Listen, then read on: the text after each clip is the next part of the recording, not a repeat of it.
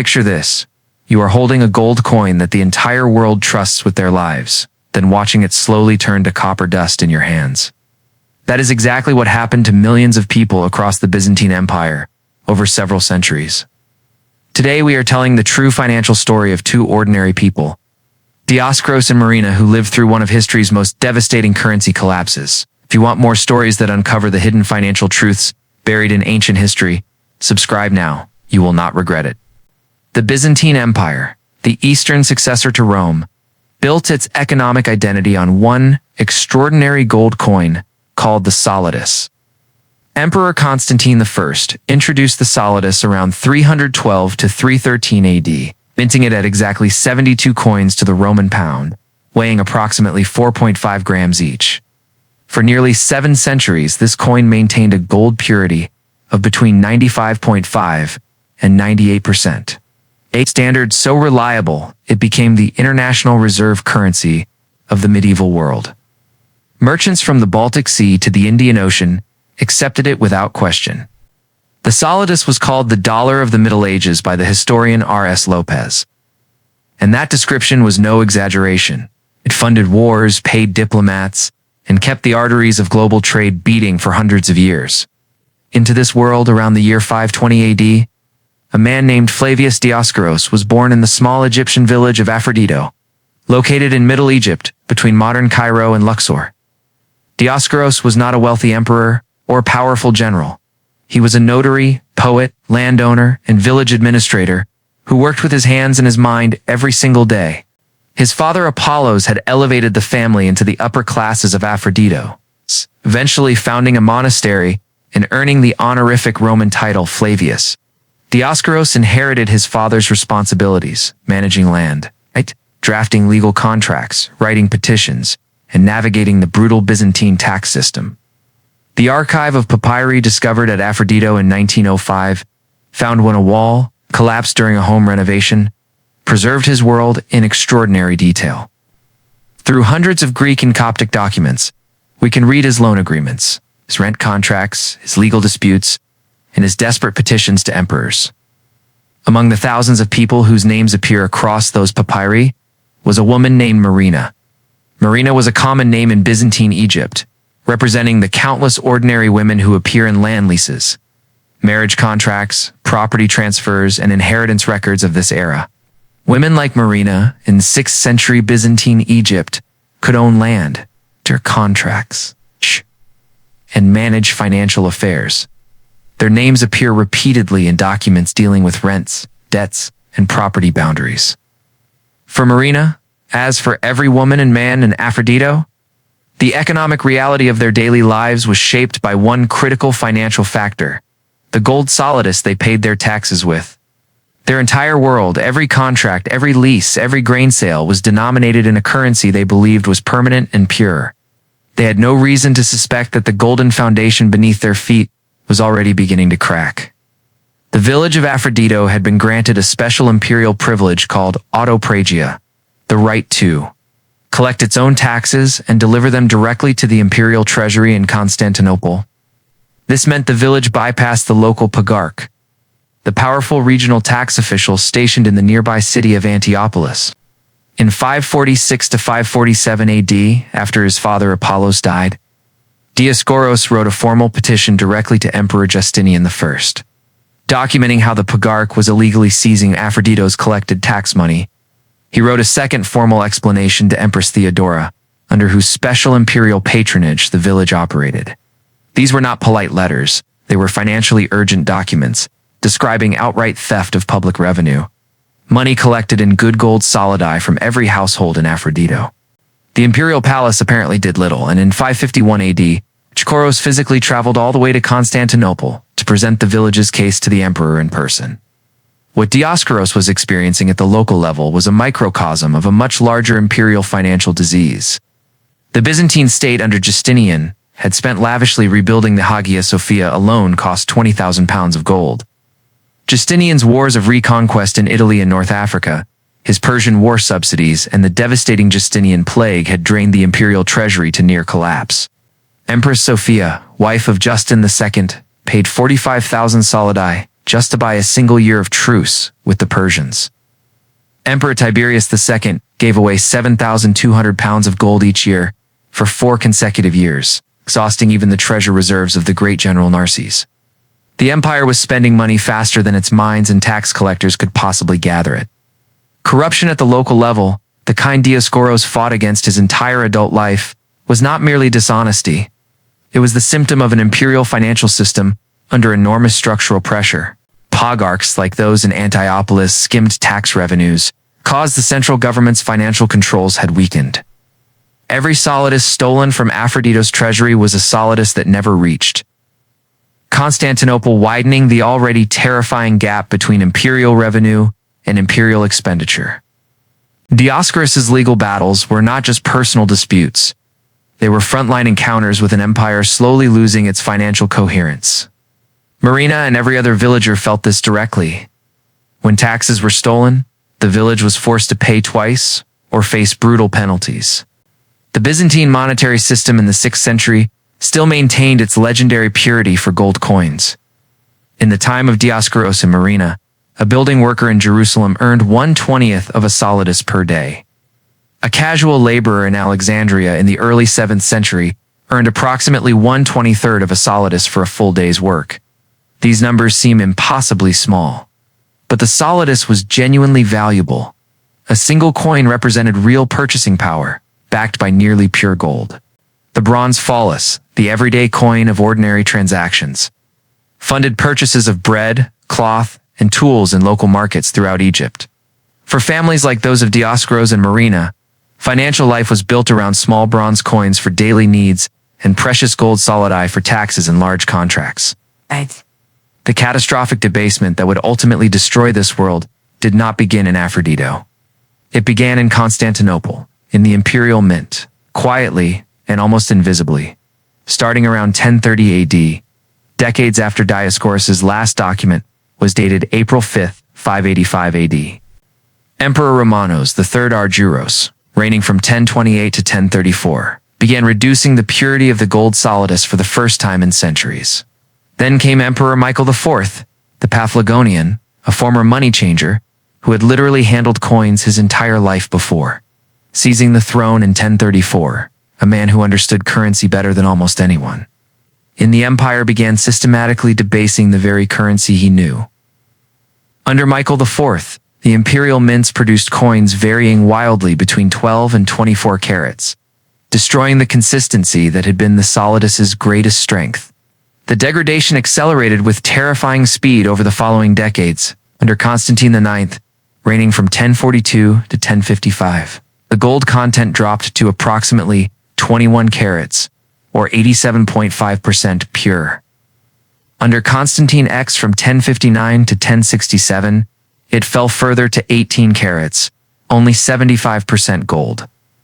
Emperor Romanos IV, who reigned from 1068 to 1071, watched the coin fall to just 16 carats, or 66.7% pure. Under Michael VII, from 1071 to 1078, purity dropped again to 14 carats, barely 58% gold. By the reign of Nicephorus III Botaniates from 1078 to 1081, the average gold coin contained only about 8 carats to 33% gold, meaning it was more base metal than precious. When Emperor Alexius I Comnenus took power in 1081, he inherited a monetary catastrophe. Gold coins that his predecessors had minted contained anywhere from 0 to 8 carats of actual gold. The rest was silver and copper alloy. By 1090, the coin that had once defined monetary purity for 7 centuries was essentially a copper coin with a thin gold veneer. The Tartars of Crimea, when paid with Byzantine gold coins around 1253, reportedly rubbed them with their fingers and held them to their noses, sniffing for the sour smell of copper that would expose the fraud. India, according to contemporary accounts, produced a special copper so bright, clean, and corrosion-resistant that it was virtually indistinguishable from gold by sight alone. The empire that had once been trusted with the world's gold standard had sunk to concealing base metals beneath a deceptive golden surface. In 1092, Emperor Alexius I Comnenus finally acted, introducing a sweeping monetary reform that created a new gold coin called the Hyperpyron, meaning superfined or highly purified.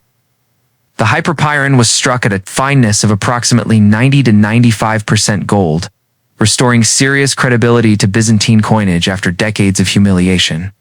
Alexius built a four-metal system, the high-purity hyperpyron in gold, a silver-gold alloy coin, a Bilin coin containing 6 to 7% silver, and 2 copper coins.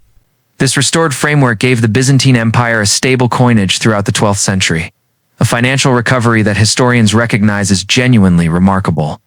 But even this restored coin eventually succumbed to the same pressures. Under the Empire of Nicaea, from 1204 to 1261, the hyperpyron fell gradually to 18 carats.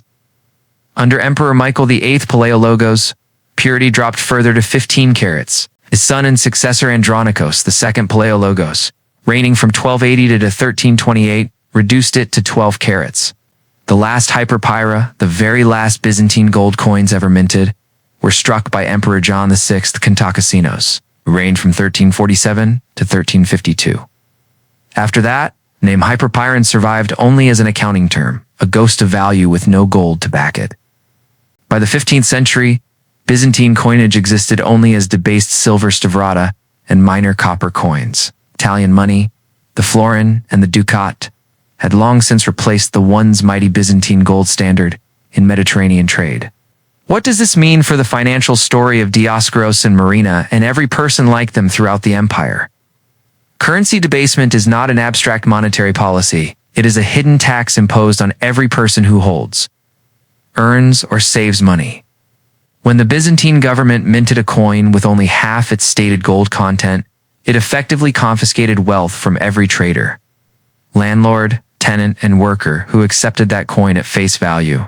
The tax collectors who tormented Dioskoros and Aphrodito were not the only thieves in the system. The imperial mint itself became an instrument of wealth extraction. Contracts denominated in gold solidi like the land leases and loan documents Dioskoros spent his career drafting became increasingly uncertain as the coin's actual value diverged from its face value. Merchants and lenders eventually learned to demand payment in specific, verifiable coins rather than accepting any coin bearing the imperial stamp. The structural cause behind all of this was depressingly familiar: a government spending far beyond its means. Military campaigns, diplomatic subsidies to enemies, catastrophic plagues and civil wars all demanded more money than honest taxation could provide. Currency debasement offered emperors a seductive shortcut: mint more coins from the same amount of gold, pay your soldiers and officials, and hope no one notices too quickly. In the short term, it worked. In the long term, it destroyed trust, triggered inflation, and ultimately hollowed out the empire's economic foundation. Historians note that approximately half of the Byzantine economy in its peak centuries was not even cash-based. People bartered, paid taxes in grain, and traded in local goods. But the cash economy that did exist, the economy of Dioskoros' contracts and Marina's property transactions, depended entirely on confidence in that gold coin. When that confidence died, the consequences rippled through every level of society. The great estates of wealthy Byzantine landowners were shielded to some degree. They could adjust rents, hold land, and diversify assets. But ordinary villagers in places like Aphrodito, who paid taxes in gold and received wages in the same coin, had no such protection. A solidus that was worth 95% gold last year and only 75% gold this year meant that every saved coin, every outstanding loan denominated in gold, had been quietly stolen from its owner. Travelers and diplomats of the era reportedly noted that Byzantine palaces, churches, and monasteries had fallen into ruin. Houses were neglected, and agricultural fields lay abandoned. The monetary disorder did not just affect coins. It mirrored and accelerated the physical deterioration of Byzantine civilization itself. The story of Dioskoros and Marina is ultimately a story about ordinary people navigating a financial system designed by those above them, forced by officials around them, and slowly poisoned by decisions made far away in Constantinople. Dioskoros spent his life writing petitions, filing legal documents, traveling to the capital, fighting not for luxury, but for the basic right to keep the tax money his village had honestly collected. Women like Marina appear in the papyri, as active economic participants, signing contracts, managing land, inheriting property fully embedded in a monetary economy whose reliability they had every reason to trust. Neither of them could have predicted that the gold coin they held would, within generations, become little more than a copper disc dusted with gold-colored alloy. Their story is a warning written on papyrus and pressed into metal that no currency, however strong, however ancient, survives the sustained dishonesty of those who control its minting. The lesson of Byzantine debasement echoes loudly into the modern world. When governments face deficits, the temptation to stretch money, whether by reducing precious metal, printing paper currency, or inflating digital ledgers, has never disappeared. The Roman experience, continued and amplified in Byzantium, confirms that once public trust in a currency is broken, rebuilding it demands far more than simply minting purer coins. It requires what Dioskoros tried his entire life to demand: accountability, transparency, and the honest delivery of value that people were promised. The archive of Aphrodito, those hundreds of papyrus documents found in a collapsed wall in 1905, preserves the financial reality of ordinary Byzantine life better than any imperial treasury record. In the petitions and contracts of Dioskoros and the property records of Marina and her neighbors, we can read the granular truth of what monetary collapse actually costs, not in abstract statistics, but in stolen tax money, broken contracts, and lives spent fighting for basic financial justice. What do you think? Does the story of Byzantine currency debasement remind you of anything happening in today's financial world? We would love to hear your perspective in the comments below. If this story made you think differently about the money in your pocket and the governments that control it, please subscribe. There are thousands more extraordinary financial stories buried in history waiting to be told. Your support allows us to keep uncovering them.